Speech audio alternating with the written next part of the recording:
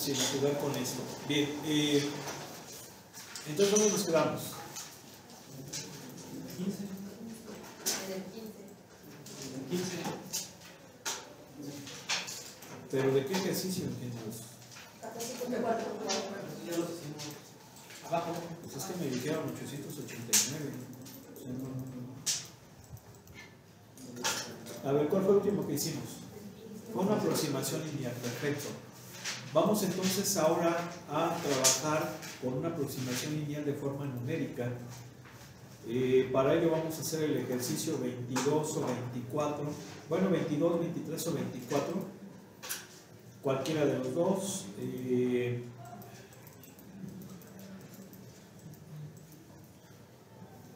Entonces, ¿cuál? 22. 22. Bueno, 22.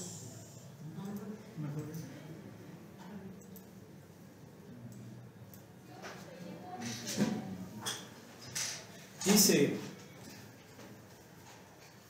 la altura de las olas en mar abierto depende de la velocidad del viento y de el tiempo que transcurre mientras el viento está soplando a dicha velocidad. Los valores de la función h igual a f de v, t se encuentran registrados en pies en la siguiente tabla. Y aquí está la tablita. Luego nos dice, utilizar la tabla para encontrar una aproximación lineal para la altura de las olas, para la función de altura de las olas, cuando la velocidad del viento está cerca de los 40 nudos y el tiempo está cerca de las 20 horas. Luego estima la altura de las olas cuando el viento ha estado soplando durante 24 horas a 43 minutos. ¿Sí? Bien, entonces aquí muy importante. Nos está diciendo que la altura de las olas la representamos con la variable h, con la letra h, y que es función de la velocidad y del tiempo. Es decir, esa altura es función de dos variables. Ahora, una bronca, pues sí. Puede haber más variables, eso queda claro. Por ejemplo, la época del año, ¿verdad? ¿Sí? Puede ser también la temperatura del agua, que en cierto modo pues va conectada con la época del año. Pero aquí nos concentramos nada más en esas dos variables. Pero una cosa sí es importante, ver el orden de las variables. El libro está diciendo que primero va V y luego T. Eso es importante, ¿sí?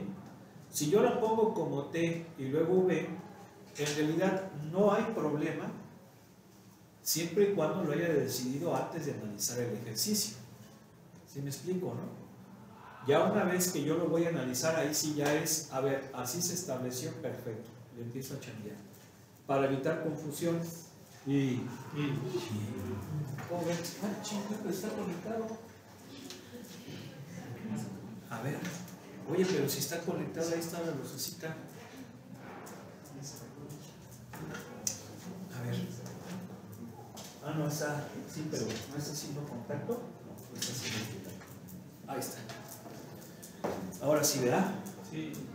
Ya le llegó. Bien. Entonces, pues vamos a empezar. ¿Cómo le hacemos?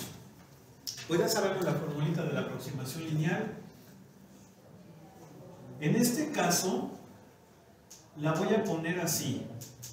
H en función de V, T, ¿verdad? Sí. O bueno, L en función de V, T. Aproximadamente, porque es una aproximación lineal, es ¿quién? La derivada de la función con respecto de la primer variable, es decir, así, ¿sí o no? ¿Sí? ¿Por quién? Por la variable menos, ¿en dónde la vamos a encontrar? En 40, a 20. 40 la velocidad en 40 y el tiempo en 20. Eso es importante. Vean, eso es importante porque habrá quien diga, no, pues es acá 40-20. 40 aquí, 20 acá, es este, no. Nos dice la velocidad en 40 nudos y el tiempo en 20 horas. Bien, es ese punto, ¿sí o no? Entonces es v menos 40 más la derivada de h con respecto de quién, con respecto de t en b, t por t menos 20, ¿verdad? Y luego quién es más la función evaluada en dónde, en 40, 20. Eso está como la canción de José, 40 y 20. Échate un pedazo, ingeniero. Sale. 40 y 20. Es el amor lo que importa y no lo que diga la gente. ¿Sí o no? ¿Verdad? Si tú sí andabas con una. ¿Cómo no?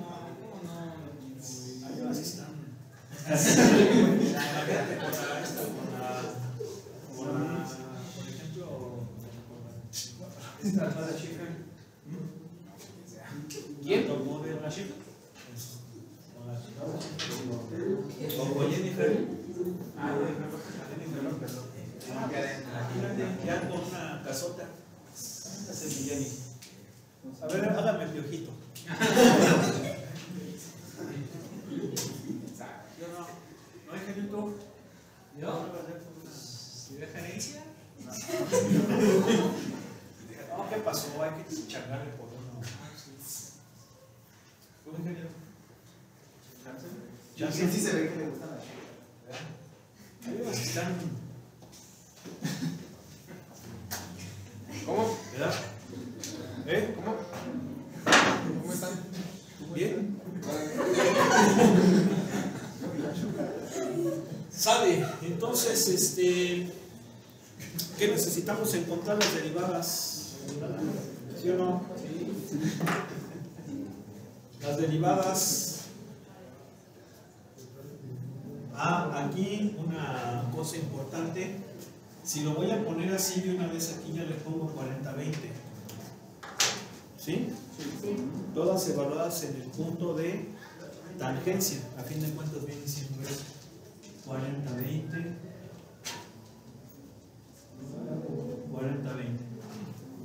40-20. Como incluso ya se inventan cada palabra. Creo que en el caso cuando el que es más grande es el hombre, la más chévere, le llaman sola Riley, ¿no? Sí, ¿verdad? Se le llaman así. Es al revés, es Sugar Daddy. Y al revés, ¿cómo se dice? Sugar Mom.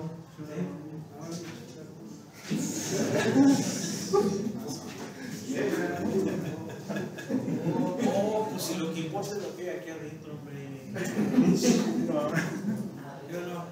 Sí. Todos tienen su. Todos tienen su. ¿Verdad? Y luego imagínate ya todo. Está como la canción también esta de ¿cómo se llama? De Buena Arjona. Señora de las 4 décadas, de hecho se llama así. 4 décadas, ¿sí la han escuchado por ahí? Y esa señora de las 4 décadas.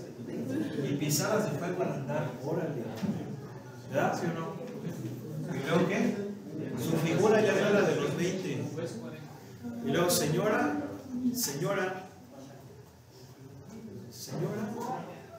no le quite años a su vida, póngale vida a los años que es mejor. Porque nótelo usted, dice una palabra que no puedo decir. Si entre las mismas que sus pies, los pies que se hace mucho más de 20. Eso ya se me hace muy. Pero bueno, así dice la canción. ¿Ya? ¿Es usted amalgama perfecta entre experiencia y juventud? Y de hecho el vídeo, me eché otra vez el vídeo y sí, o sea, sí está más o menos el vídeo con Arjona, supuestamente pues ya es una mujer madura, se ve que guapa en su tiempo y todavía guapa, aún así, pero ya ven cómo es a veces la vanidad. Entonces, dice, no, tómame de nuevo porque me veo, graba porque supuestamente es algo así como reportera. En fin, así las cosas, pero pues bueno, es que pues así es la vida, así es el tiempo. tiempo pasa y hay que pues aprovecharlo. Entonces hay que sacar la derivada con respecto de V en 40-20 por la derecha y por la izquierda, ¿verdad? ¿Cuánto vale en V? Como estamos variando V, me muevo que el tiempo permanece constante, me voy a mover así, sí o no, con estos datos, sí, ¿verdad? Ahí está variando la velocidad. ¿Sale? Sí. Y entonces, ¿cuánto vale la derivada por la derecha? 40 menos 28. Bueno, acuérdense que esto es una aproximación. ¿Sobre cuánto? 10. Y luego 17 menos 28 sobre menos 10, ¿no? Sí, menos 10. Sale. A ver, vayan a sacando por favor. Mientras pongo con respecto del tiempo. Sí, como ven que se inventan esas palabras de soda, ¿cómo ven? ¿Cuál será la traducción de esa palabra? De esa frase. ¿Cuál sería la traducción? Con respecto de qué vamos a trabajar así, ¿estamos de acuerdo? ¿Sí o no? Con respecto de T trabajamos con lo verde. Entonces va a ser ¿quién? 31 menos 28 sobre ¿quién? Sobre 10. Y luego acá ¿cuánto? 25 menos 28. ¿Sí? Menos 5. ¿Cuál será la traducción? A ver si quiero también en inglés. Ok, mira.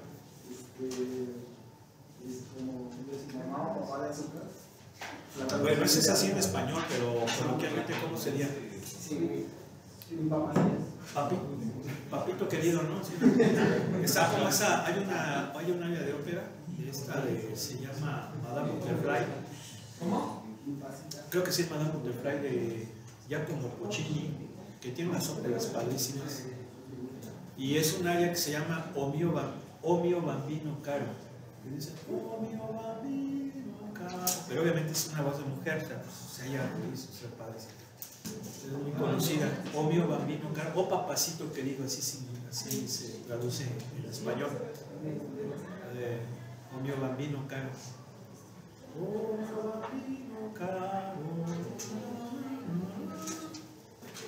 Pero es para soprano, obviamente pues no me sale. ¿Cuánto da entonces? 1.2, ¿no? ¿Sí o no?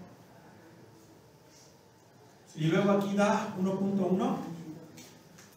Sí. Entonces, ¿cuánto da el promedio? 1.15.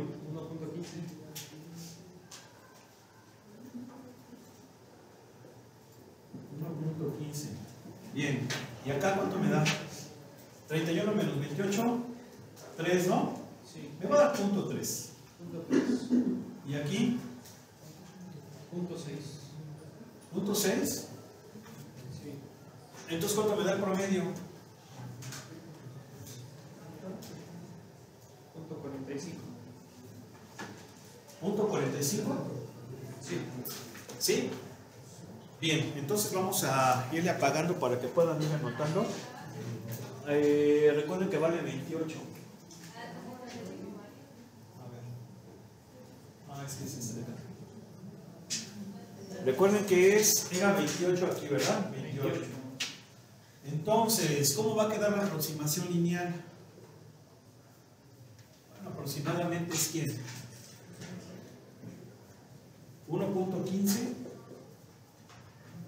por V menos 40 más 0.45, ¿no? ¿Por quién? Aquí me equivoqué, aquí le puse 40-20, en realidad aquí es T menos 20. ¿Sí estamos de acuerdo? Sí.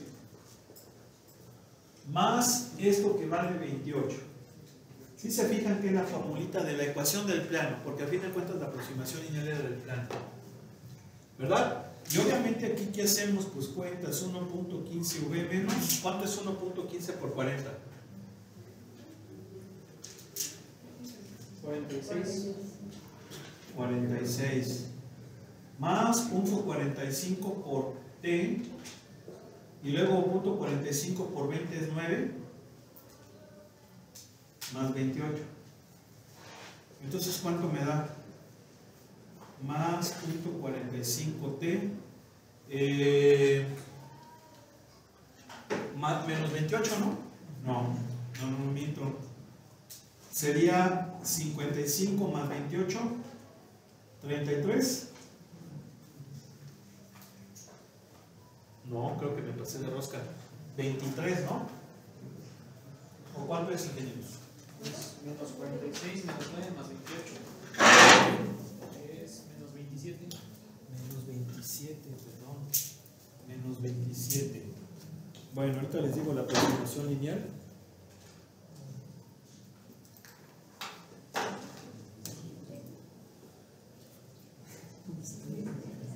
¿Qué página es? Perdón. 927. ¿Qué capítulo es? 14 punto qué? 4. Número 22. 22.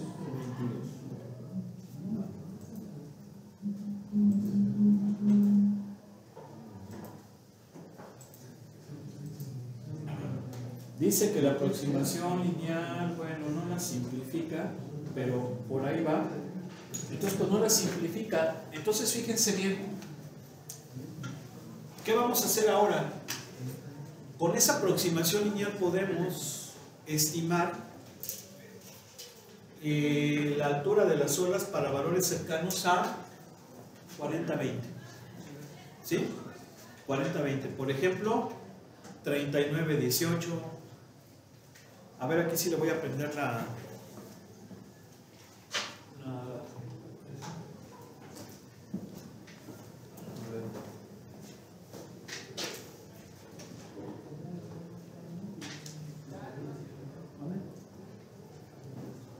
Para ver qué es la altura de las zonas cerca de 28. Digo, cerca de 40.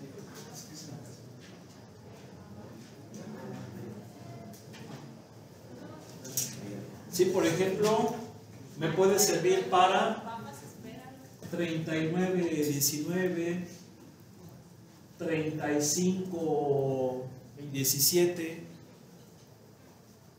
42, 45, 30, 45, perdón, 45, 35, etc. Pero en este caso me pide que la utilice para 43-24, que es un valor que no tengo en la tabla y que se encuentra más o menos por dónde. Por aquí. ¿Sí o no? Por ahí. ¿Sí? Entonces, ¿cuánto es? ¿Cuánto es? Sería 1.15 por quién? 43. Más punto 45 por 24 menos 27.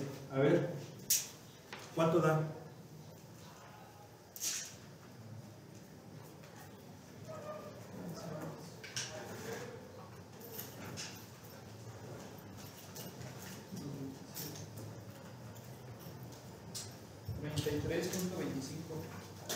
¿33.25? Sí. A ver, vamos a ver.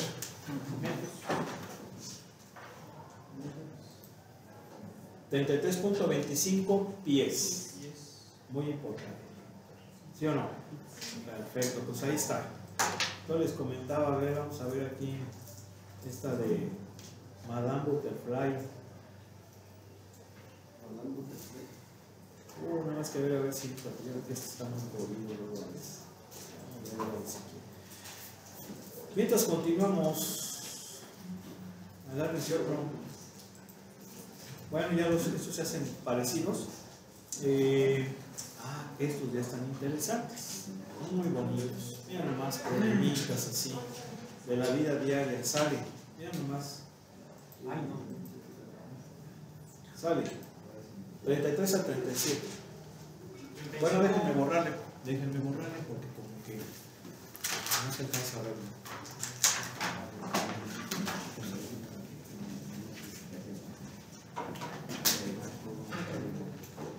¿Cuál? El 35. Bueno, está bien.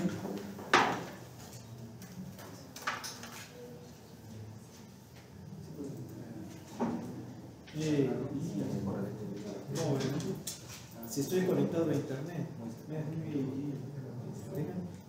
tiene un cabo. No apaguen el internet, ¿no?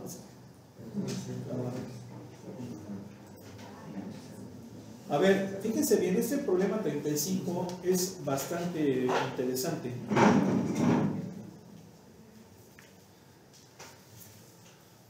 Pero antes de explicarlo, el ejercicio, tenemos que retomar algunas cosas que se ven antes, y son el concepto de diferenciales, que lo platicamos, pero sí va a ser necesario volverlo a retomar.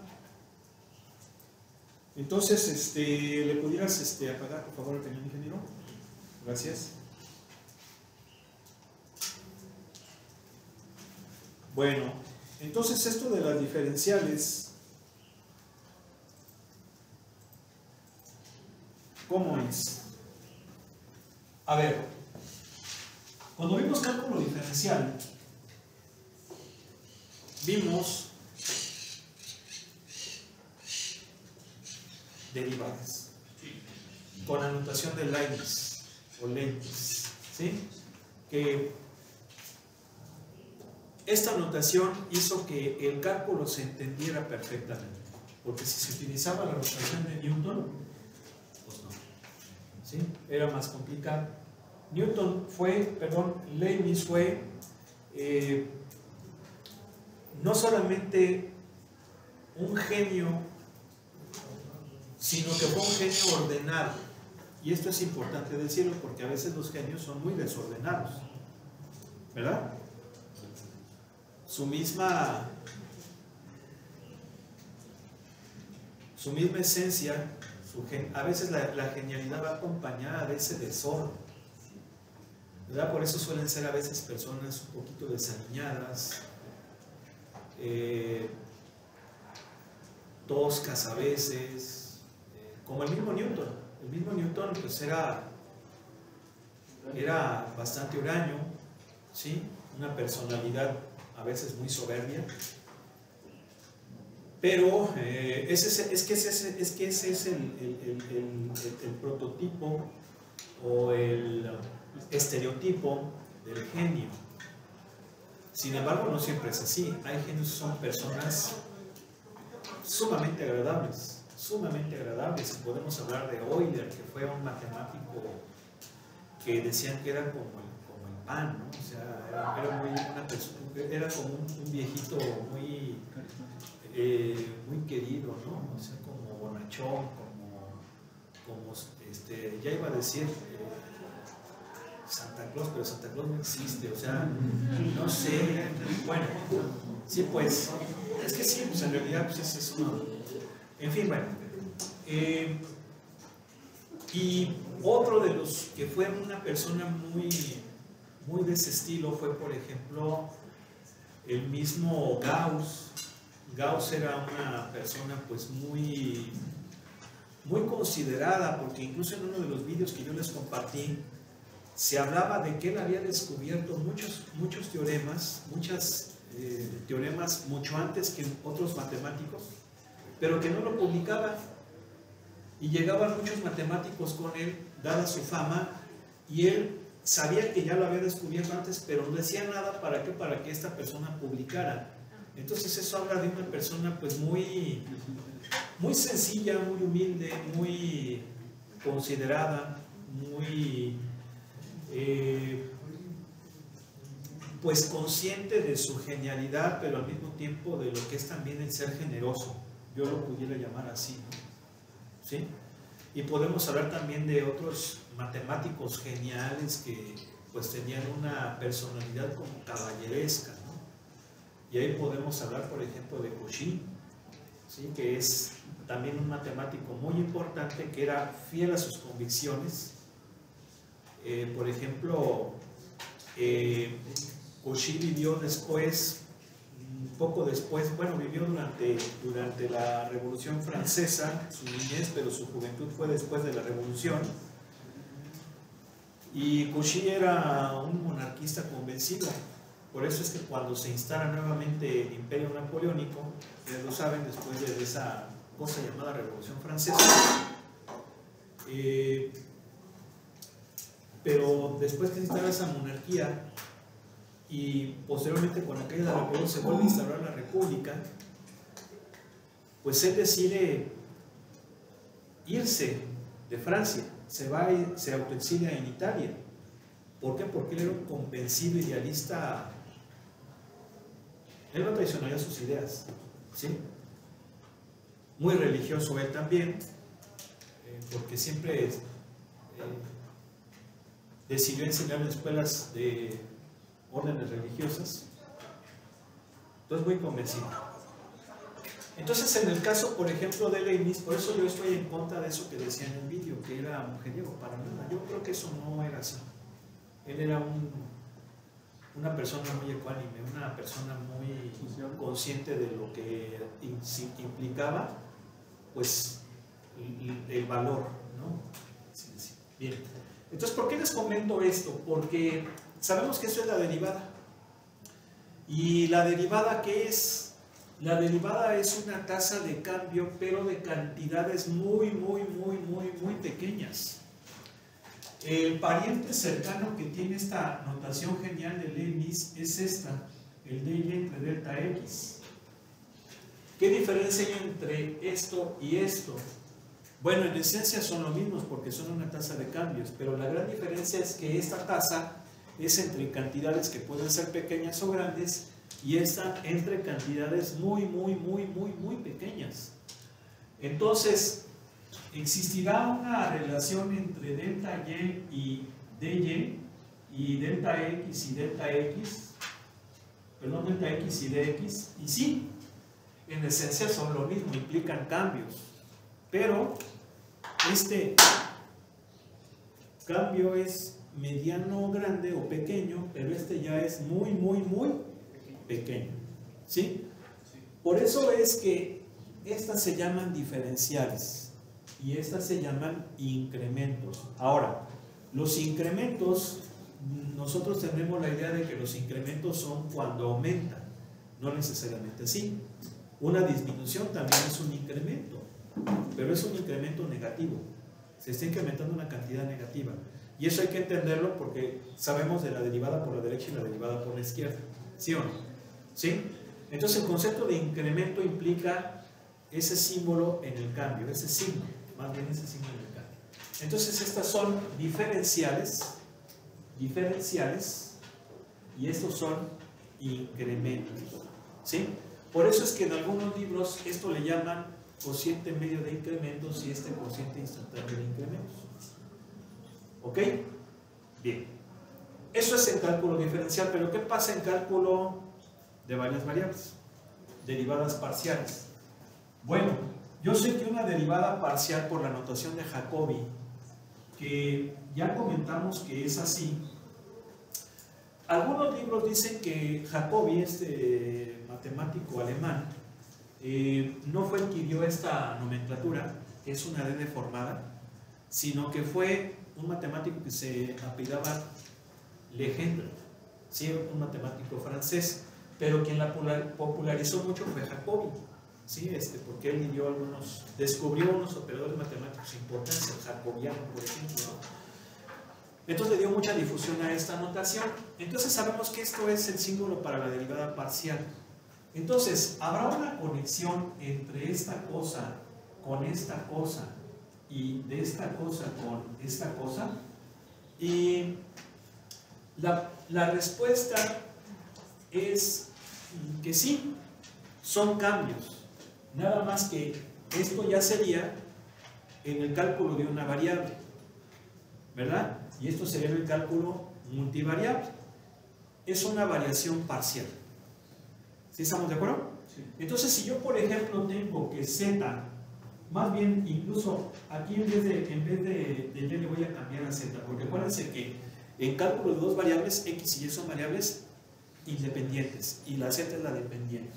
Entonces, pues bueno, aquí sí está bien, pero aquí generalmente es así. ¿Sí? ¿Por qué? Porque yo digo que z es función de x y y. Y entonces yo puedo hablar de la parcial de z con x y de la parcial de z con y, ¿sí? Pero son derivadas parciales. Y las derivadas parciales ya vimos lo que implica. Una la mantengo constante y la otra la mantengo variable. Pero generalmente eso vemos como que está un poco limitado. ¿Por qué? Piensen por ejemplo en un avión. Un avión donde la altura del avión depende de su longitud y de su latitud. ¿Estamos de acuerdo? Si el avión fuera solo hacia el este, entonces sí habría una variación con respecto a una variable, ¿verdad? Sí. O si fuera solamente hacia el norte, pues con respecto a la otra variable. Pero generalmente, ¿qué pasa si va hacia el noroeste? Allí ambas variables están cambiando. Entonces allá no hay una variación parcial. Allá había una variación debido a la variación, vaya la redundancia, de las otras dos variables en el mismo instante, ¿sí o no? Y eso es lo que se conoce como derivada total, ¿sí? Entonces la derivada total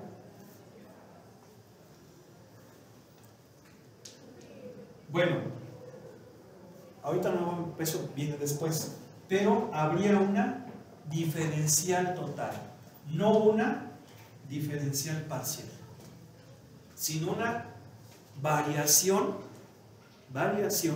total de z, ¿sí? Mientras que esa es una variación parcial de z. ¿Con respecto de quién? Con respecto de x o con respecto de y. Entonces, ¿cómo le hago para encontrar la variación total de z? Bueno, yo le trato de aplicar un poco la lógica y sería, pues, la suma de las variables parciales, de las variaciones parciales. La derivada de z, pero con x, más la variación de z, pero con y. Si yo sumo esos cambios parciales, obtendría el cambio o la variación total de z, ¿sí? O sea, la variación parcial con respecto de x más la variación parcial con respecto de y obtendría la variación total de z. ¿Sí estamos de acuerdo, no? Creo que ese razonamiento es correcto, ¿sí? Pero ¿cómo se definen estas cosas? Pues voy a aplicar la regla de la cadena. ¿Por qué? Porque esta variación parcial de z con x es la derivada parcial de z con x por la parcial de x, más la parcial de z con y por la derivada, por la diferencial parcial con y. O sea, derivada parcial de z con x por la diferencial parcial con x, de x, más la derivada parcial de z con y por la diferencial parcial de y. Esas son las, esa se llama diferencial parcial de z, diferencial parcial con x, diferencial parcial con y. ¿Sí estamos de acuerdo? Pero aquí viene una cosa interesante. Esto será lo mismo que esto, y eso será lo mismo que esto. Y la respuesta es, si x y y no dependen de ninguna otra cosa, sí. Sí, ¿por qué? Porque yo sé que este símbolo de la D deformada es parcial. Significa variación parcial, ¿verdad? Sí. Pero x depende de otra variable, ¿no? Entonces, su variación parcial en realidad es total, porque no depende de nadie, de ninguna otra. Lo mismo con y. Entonces yo puedo poner esto así. ¿Se entiende? Y entonces esta reglita de la cadena me va a quedar con así. ¿Sí se entiende? Y fíjense la genialidad de la regla de la cadena. ¿Por qué? Porque es como si hasta la vista baby, cambio parcial más cambio parcial, tu nivel total. ¿Sí o no? Sí. Pues esta es la regla de la cadena y eso es lo que viene ahí en su libro. ¿Sí? Sí. Y ahorita vamos a profundizar sobre ella y ese es el que vamos a utilizar para resolver este ejercicio. Entonces, ¿le puedes encender por favor, ingeniero? Gracias. ¿Yo? Sí. Pues ahí no se peleen, hombre. No me ayudan. Entonces,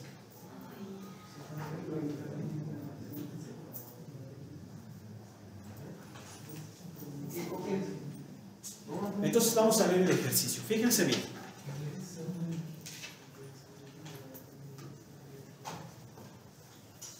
Una cosa importante, esas derivadas, ya sabemos que se llaman parciales. Las que se ven en cálculo diferencial se llaman generalmente, o para diferenciarlas de las otras, de estas, se suelen llamar derivadas ordinarias.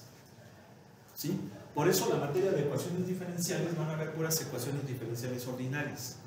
En derivadas parciales nada más ven ahí como que una embarradita cuando ven un método de resolver ecuaciones diferenciales, que es cuando ven ecuaciones diferenciales exactas. Pero en realidad las ecuaciones con derivadas parciales debería de ser un curso de matemáticas 5, ¿verdad? Ahí, por ejemplo, quitar acetalugo 3 o esas cosas que sirven para nada y meter ecuaciones diferenciales parciales, pero formal, ¿verdad? Esa es una muy buena propuesta, ¿sí o no? ¿Verdad? Y ya desde ahorita ya les dijeron, no, ya acabamos, ¿sí? Ya acabamos. Ya me dijo mi amigo el perfecto, no, hombre, hay varios que dicen, no, ya acabé desde la semana pasada. ¿Cómo ven?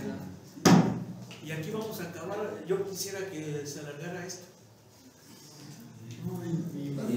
No, ya acabamos. Bueno, fíjate.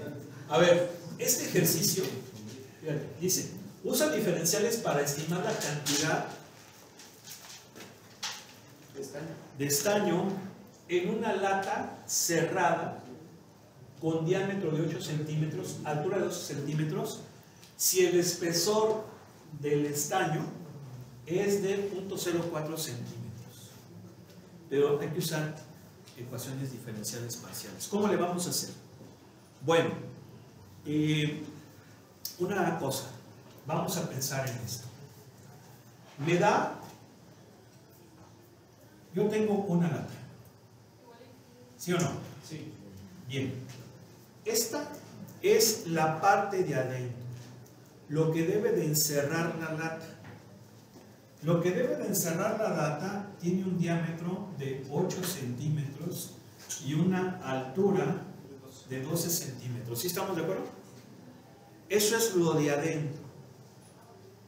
Pero en sí la lata es el material que va a encerrar este volumen.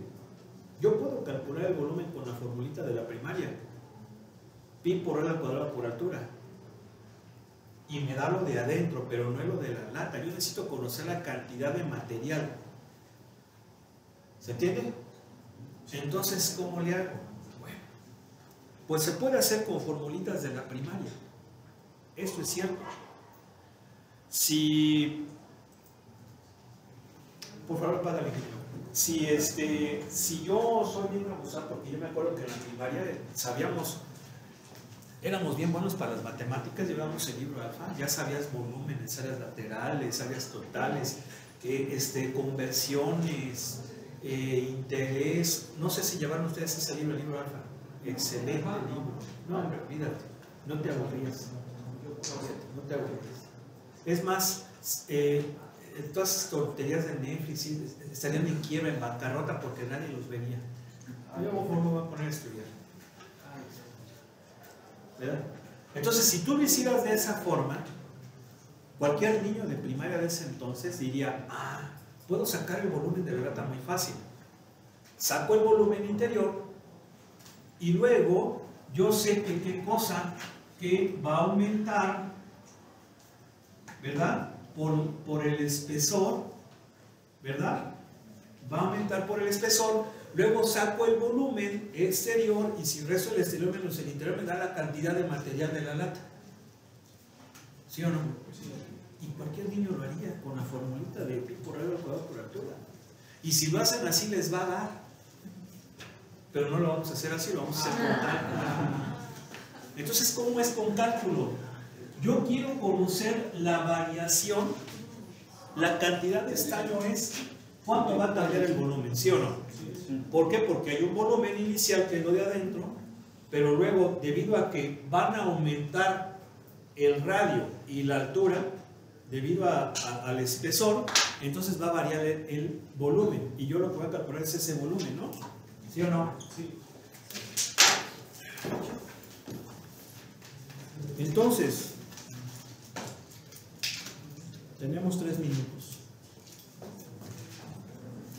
Aplicamos la regla de la cadena. La variación del volumen, primero que nada, el volumen depende de ¿qué?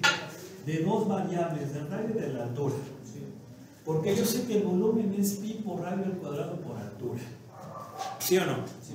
Entonces la variación del volumen va a ser igual a la cantidad de material, y aplicando la regla de la cadena va a ser la parcial del volumen con respecto del radio por la diferencial del radio, más la parcial del volumen por la parcial del volumen con respecto a la altura por la diferencial de la altura. Es la regla de la cadena que acabo de poner.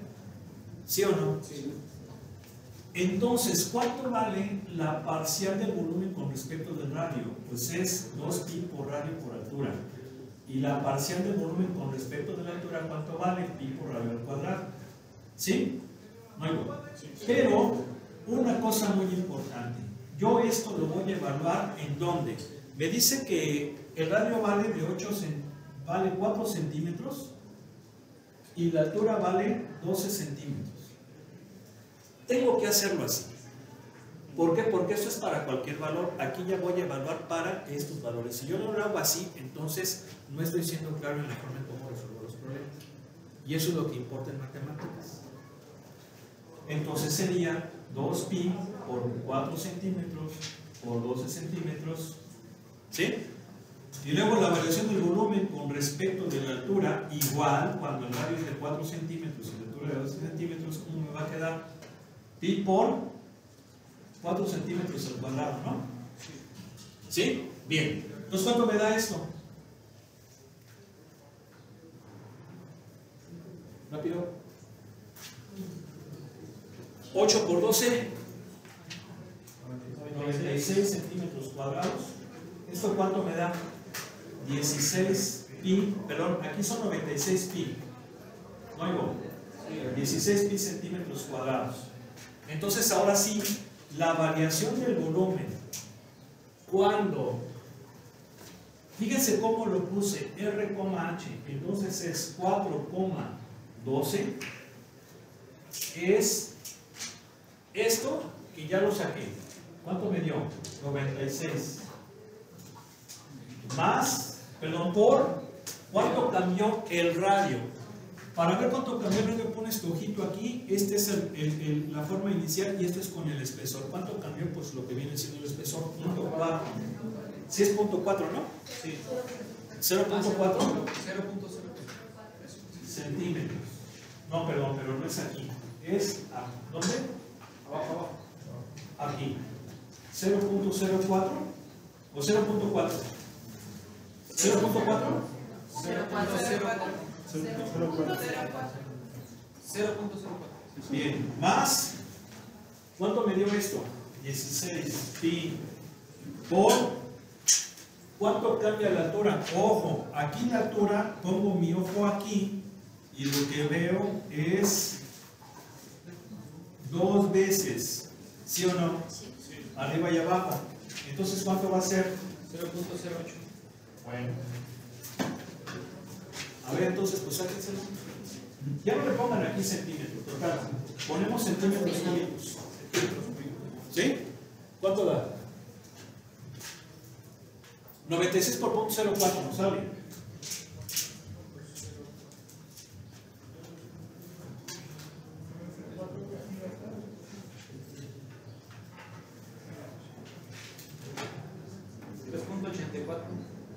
¿Cuánto? ¿3.84? Sí. Y luego el otro. ¿Cuánto? 1.28. 1.28. ¿Alguien puede ir buscando la respuesta, por favor? Centímetros cúbicos. Entonces, ¿cuánto me va a dar? Me va a dar 2, llevamos 1, 9, 10, 11, llevamos 1, 5.12 pi centímetros cúbicos. ¿Sí? Luego, ¿qué número es? ¿75 del qué?